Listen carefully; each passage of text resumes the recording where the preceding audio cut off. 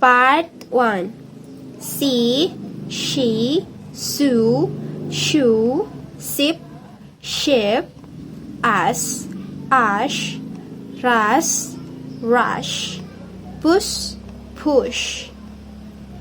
Shit, shawl, washing, Swedish, shell, shake machine, English, shop. Show, special, shrunk, shut, finished. Shouldn't sure, wish.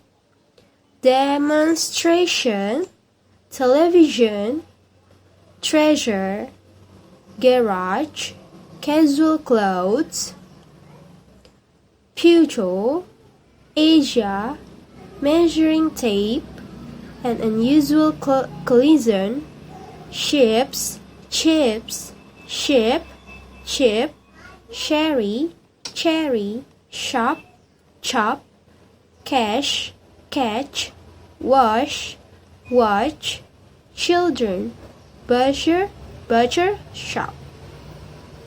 Mrs. Church, check, chomp, chops, match, much, Cheshire, shoulder, which, cheaper, a delicious chicken, choose, children's lunch, orange juice, rich, child, which job, village jail, watch, chain, college chase, large gentleman, which chair, large cherries, huge jam jar, how much cheese, teach German. Part 2. Read this text. More U.S. adults who do not already have children are saying they are unlikely to ever have them. A new Pew Research Center survey finds findings that could draw renewed attention to the risk of declining birth rate for industrialized nations. Experts are concerned that the U.S. birth rate, which has declined for the sixth straight year, may not fuel enough population growth on its own to keep the future economy afloat and fund social programs. Women between the ages of 18 to 49 and men between 18 and 59 who said they are not parents were asked the questions. Thinking about the future, how likely is it that you will have children someday? In October, 26% of them said it is very likely, a 6-point drop from 2018 when 32% answered very likely. Meanwhile, the share of Americans who answered not too likely in 2021 grew to 21% compared to 16% in 2018. When asked for a reason, 56% of childless adults who said it is not at all or not too likely they will ever have children said it's because they just don't want them.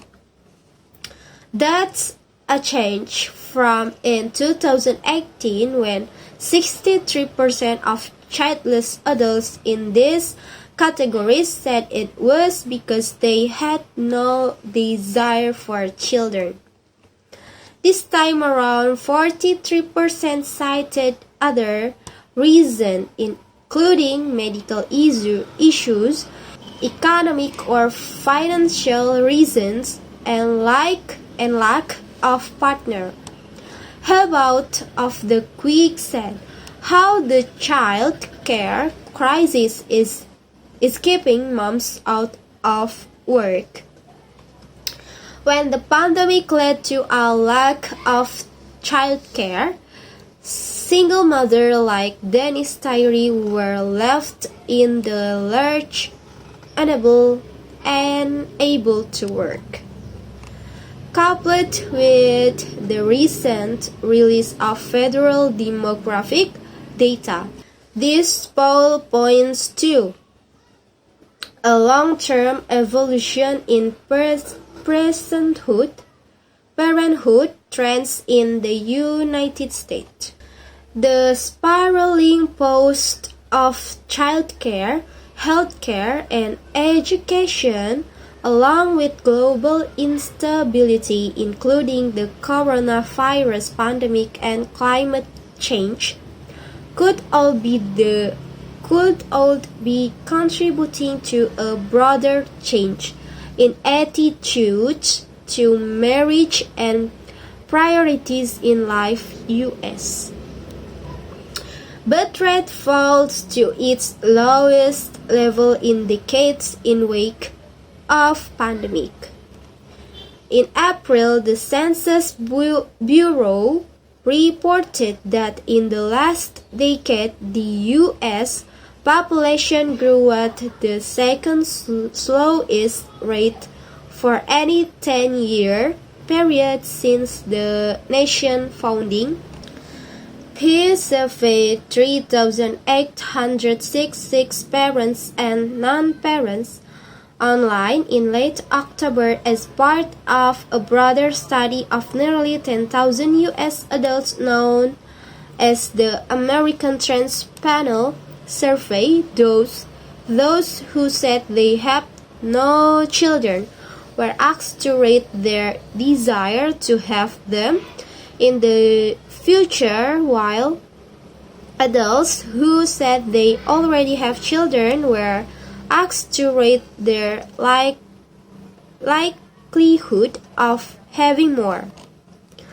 The same questions were asked in a similar poll Pew conducted in late July to early August 218 enabling a comparison of trends over time.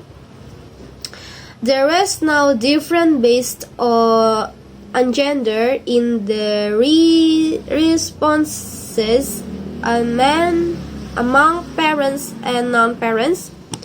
According to Pew, men and women are equally likely to say they will probably not have kids or more kids in the future. There is a difference based on age. However, with adults in their 40s were more likely than younger adults to say they are unlikely to have any more children in the future. The Biden administration has attempted to tackle some of the roadblocks to higher fertility through its roughly $2 trillion Build Back Better bill, which recently passed the House and is now moving to the Senate. The bill includes funding for universal pre-K as well as the first national paid family and medical leave program. Part 3. She was walking lazily for the first April sun was directly overhead. Her umbrella blocked its rays, but nothing blocked the heat, the sort of raw, wild heat that crushes you with its energy. A few buffalo were tethered under coconuts, browsing the parked verges. Occasionally a car went past, leaving its threads in the melting pitch like the wake of the ship at sea. Otherwise it was quiet and she saw no one.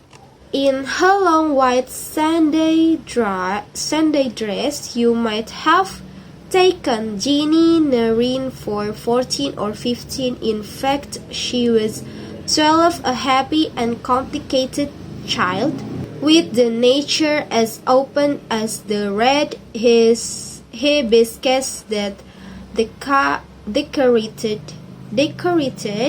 her black waist-length hair.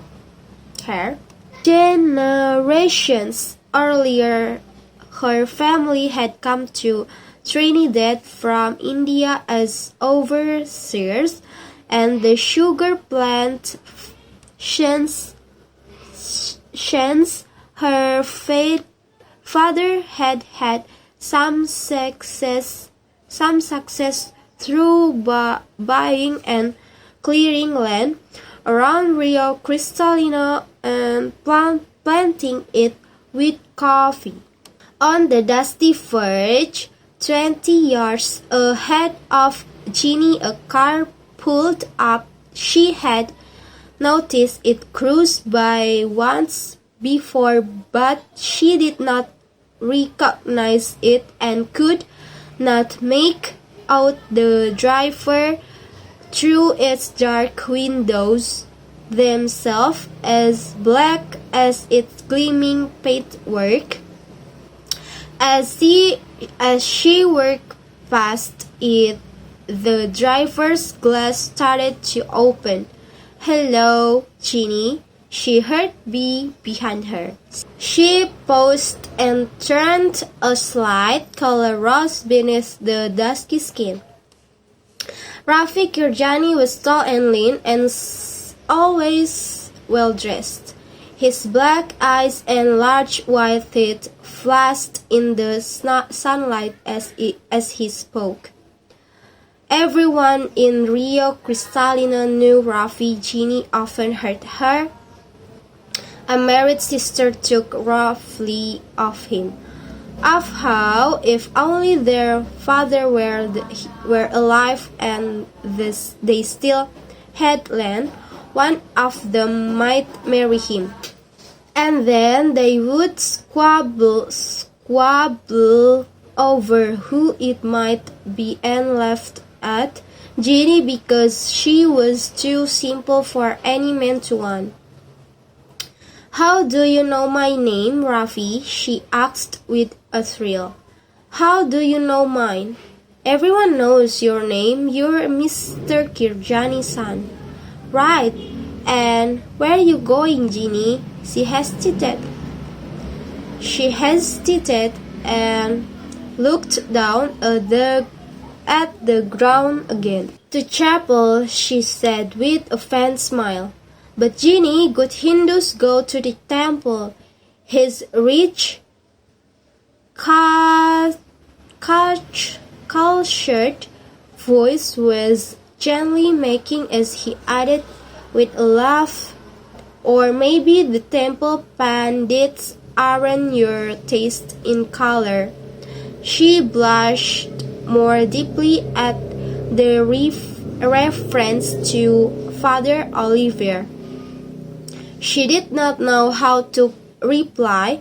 It was true that she liked the young French frieze with his funny accent and blue eyes, but she had been going to the Catholic chapel for months before he arrived. She loved its cheerful hymns and its simple creed of one good show, so different from those miserable Hindu gods who squabbled with each other like her sister at home.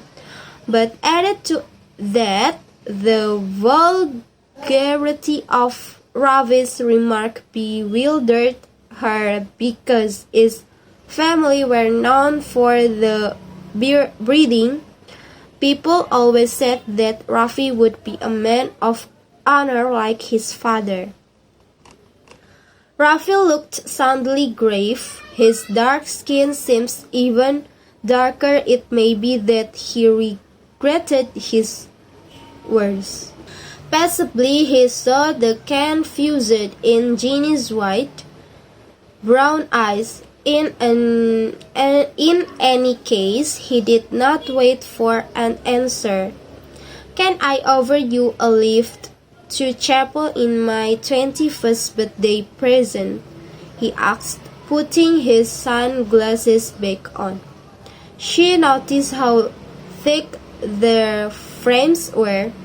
Real gold, she thought, like the big fat watch on his wrist.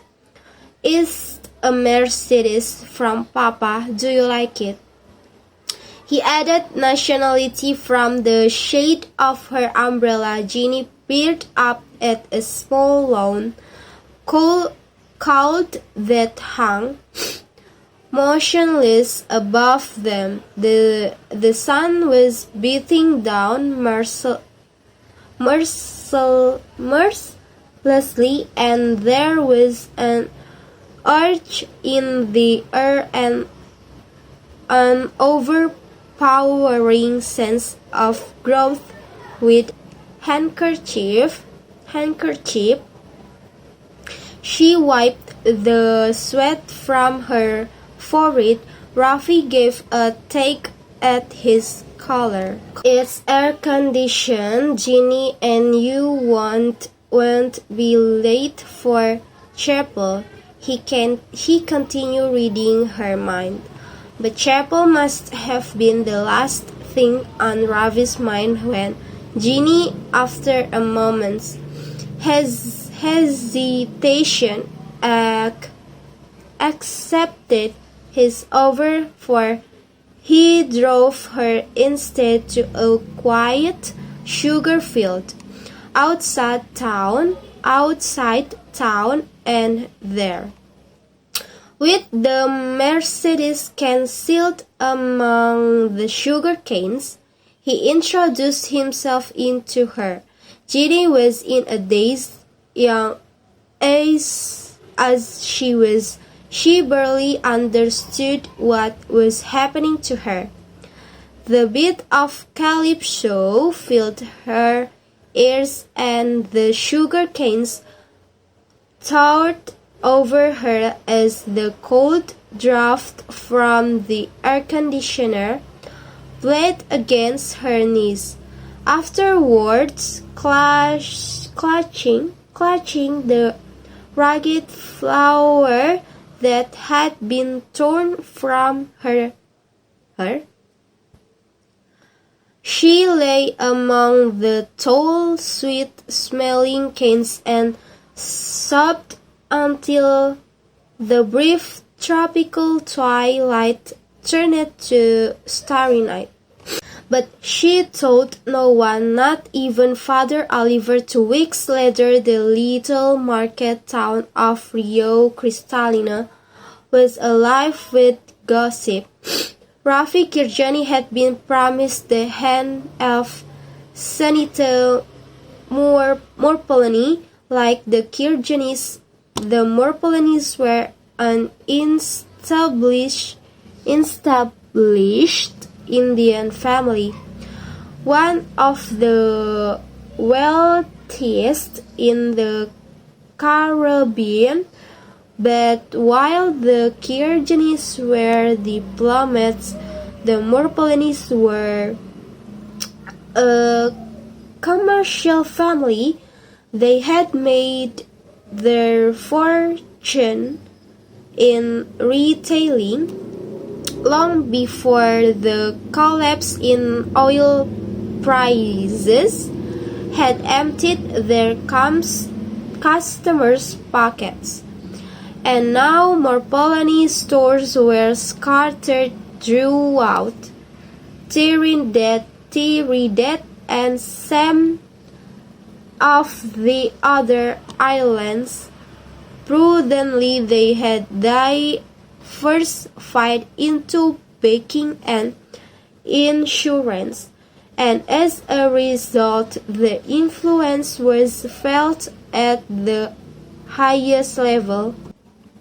It was a benevolent influence, of course, never abused, for people always said the Merpolanis were a respectable family and well above reproach. They had houses in Port of Spain,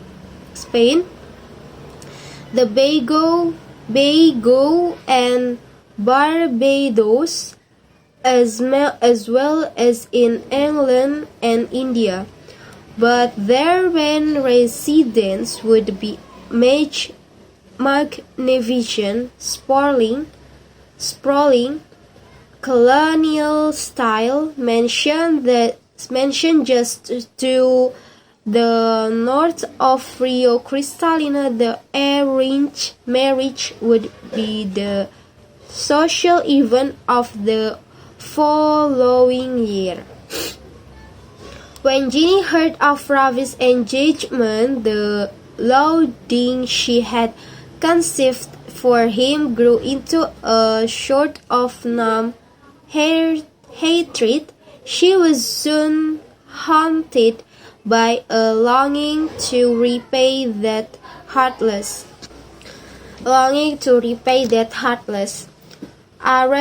arrogant birth. She would give anything to humiliate him, to see that leering, conceited grin wiped from his face. But outwardly she was unmoved and weak. Days she went to school, and on days she went still to Father Olivier's afternoon serve. "Girl, you sure does have a lot to confess to that white thing," her mother would say to her. It's time she came home, late from chapel. "He's not awaiting his a man of God." "That's as may be, child, but don't forget he does be a man first." The months passed, and she did not see Rafi again. And then it rained all through August. The rain hardly stopped. It rattled persistently, and the galvanized roofs until you thought you would go mad with the noise. And if it stomped, the air was as sticky as treacle, and you prayed for it to rain again.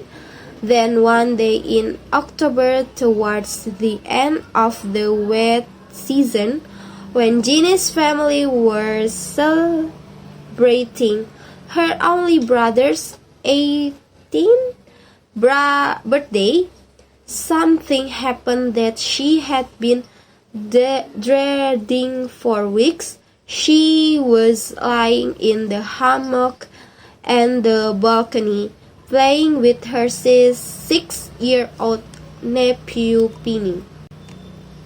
Suddenly Penny cried out, "Teddy, why are you so fat?" Throughout the little farmhouse, all celebration stopped. On the balcony, curious eyes were turned upon Ginny, and you could see what the boy meant. "God's have mercy on you, Virginia. Watch the shape of your belly," cried Mrs. Norine, exploding with indignation, and pulling her daughter indoors, away from the prying neighbors' ears. Her voice was loud and hard, and there was a black in her eyes like the blackness of the skies before thunder. How could she have been so blind? She cursed herself for it, and harsh questions burst from her lips. How does you bring such shame upon us, girl? What worthless layabouts does you throw yourself upon with Pramono? Have you now this man that does be sure, and why does you blacken your father's name like this at your age? The man as didn't even live the day you born. Thank the gods he didn't have to know of this. You sure got some explaining to your precious man of God's child. At last, her words were exhausted, and she sat down heavily, her weak heart pounding dangerously, and her chest heavy from the exertion of her outburst. Then Jeannie told her mother of the afternoon that Ravi Kirjani had great hair.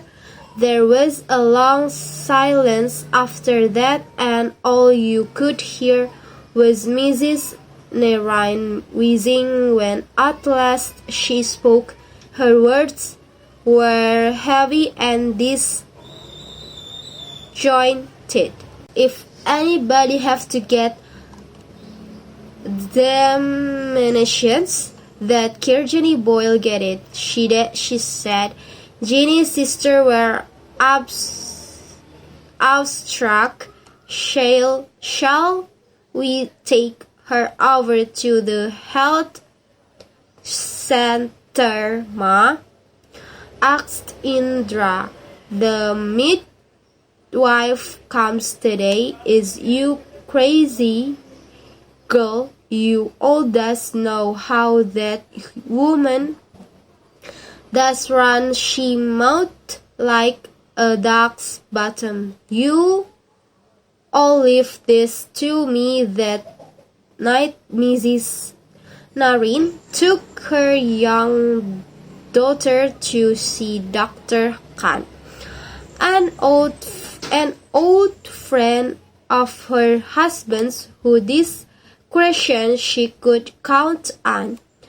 There was no doubt about it. The child were pregnant, and what can us do, Dr. Khan? Asked Mrs. Narain.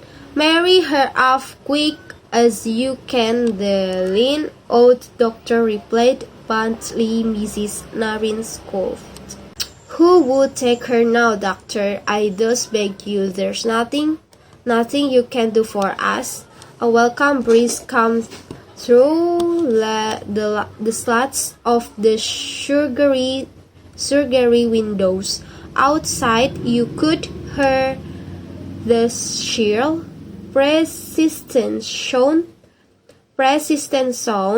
of cicadas, while mosquitoes crowded at the screens, attracted by the bare bulb over the simple desk.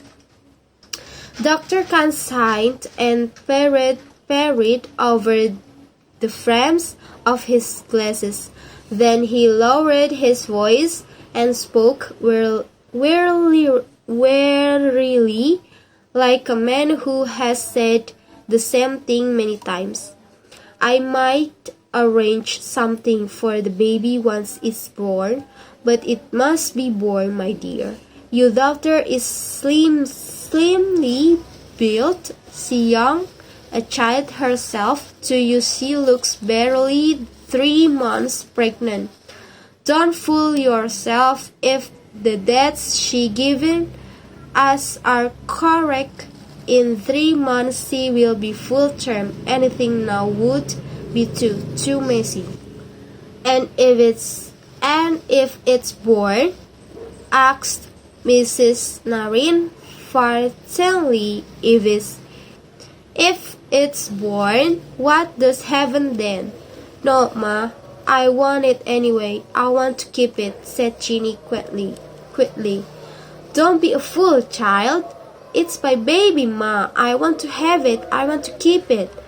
And who's to look after you and pay for the baby? Even if the Kirjini does agrees to pay, who does you have to marry?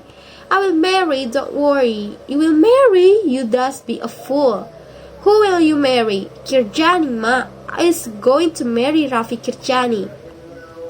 Dr. Khan gave a chuckle. So your daughter is not such a fool as you think, he said. I taught you to marry her off, and the Kirjani boy's words a try. What does he have to lose? He's too clever. So Kirjani was confronted with the pregnant genie and reminded of that Sunday afternoon is the dry season when the cows were ready for harvesting. To the surprise of the Narins, he did not argue at all. He offered at once to marry Ginny. It may be that for him it was a welcome opportunity to escape a connubial arrangement for which he had little appetite. Thought Sunita Morpalani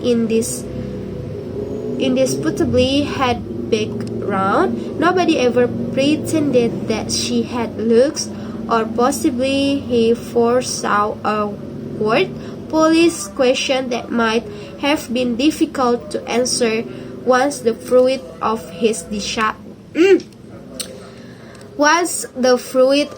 desires saw the light of day. Mrs. Narin was treasured. Even Ginny was surprised at how little resistance he put up. Perhaps, she thought with a wry smile, he's not only really so bad. Whatever his reason, you had to admit Rafi acted honorably, and so did the jilted Morpalani family. If privately they left their humiliation calmly, publicly they bore it with composure, and people were amazed that they remained on speaking terms with the man who had insulted one of their women and broken her heart. Sunita's 5 brothers even invited Ravi to spend a day with them at their seaside villa in Mayaro, and as Ravi had been a friend of the family all his life, he saw no reason to refuse. The Morpalani brothers chose a Tuesday for the outing. There was a little point, they said, in going at the weekend when we working people littered the beach, and one of their Land Rovers for the 20-mile drive from Rio Cristalino. They were in high spirits and joked with Ravi while their servants stowed cold chicken and salad beneath the rear bench seats and packed the icebox with beer and puncheon rum. Then they scanned the sky for clouds and congratulated themselves on choosing such a fine day. Suraj, the eldest brother, looked at his watch and his feet sniffed uneasily as he said, "It's time to hit the road." His brother gave a laugh and clambered on board. It was an odd, sardonic laugh. The hard-topped Land Rover cruised through Rio Cristalino to the crossroads at the town center. Already the market traders were pitching their roadside stalls and erecting great canvas umbrellas to shield them from sun or rain.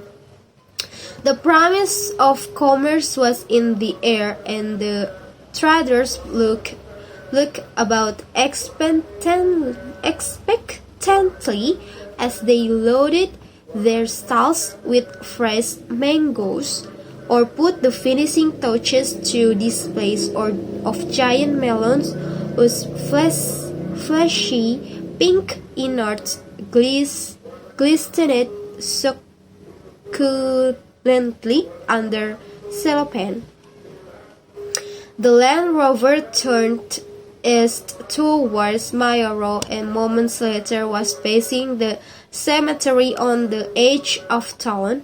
The road to the coast was busy with traffic in both directions still carrying produce to market, and the frequent bends and potholes made the journey slow.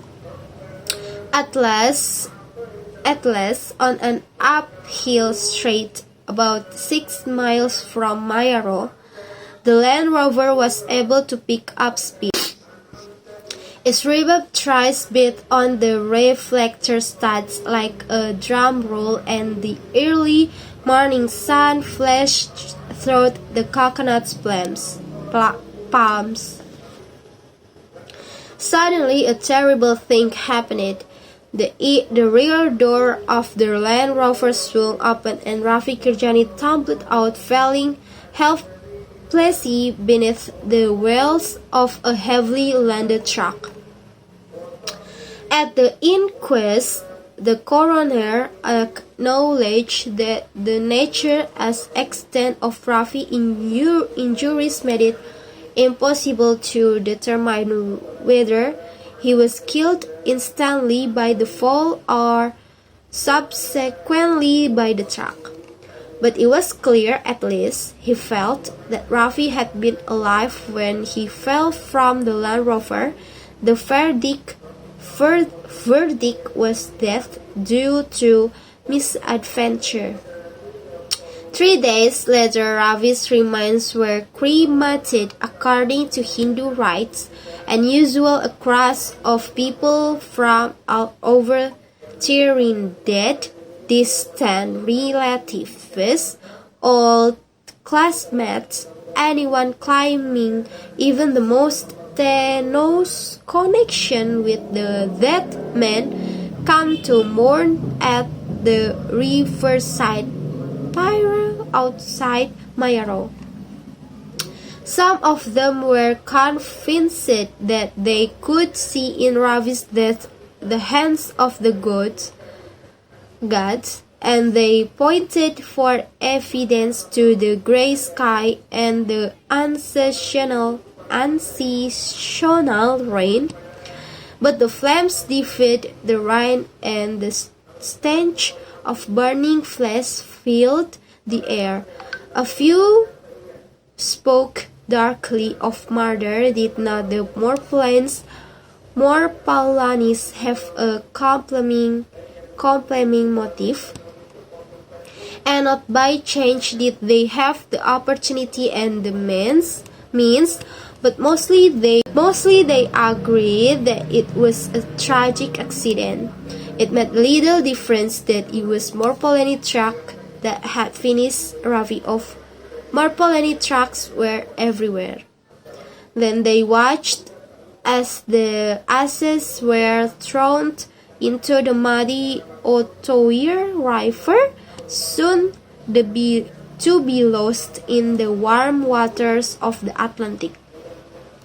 "Anyway," said one old mourner with a shark, Who are we to ask questions? The police closed their files on the case before the boy was caught, and he shook the last of the rain from his umbrella and slapped impatiently at a mosquito. You might have thought that she shook off rabies that would have induced in Ginny a premature delivery. But quite the reverse. She attended the inquest and she mourned at the funeral. The expected death came and went. 6 more weeks elapsed before Ginny, by now 13, gave birth to a son at the public maternity hospital in San Fernando. When they saw the baby, the nurse glanced anxiously at each other. Then they took him away without letting Ginny see him. Eventually, they returned with one of the doctor, a big Crowley, who assumes his most unruffled bedside manner to reassure Ginny that the baby was well. "It's true, he's a little pasty, my dear," he said as a nurse placed the baby in Ginny's arms. But you see that there will be the late delivery, and don't forget you were very young, and you've both had a rough time. What a day, 3 days. His eyes will turn. He will soon have a healthy color. Jenny looked into her son's blue eyes and kissed them, and in doing so a tremendous feeling of tiredness suddenly came over her. They were so very, very blue, so like Father Olivier's. She sighed at the irony of it all. The worst of it all was the Crowley doctor, really so stupid. Surely he knew as well as she did that the pallid looks could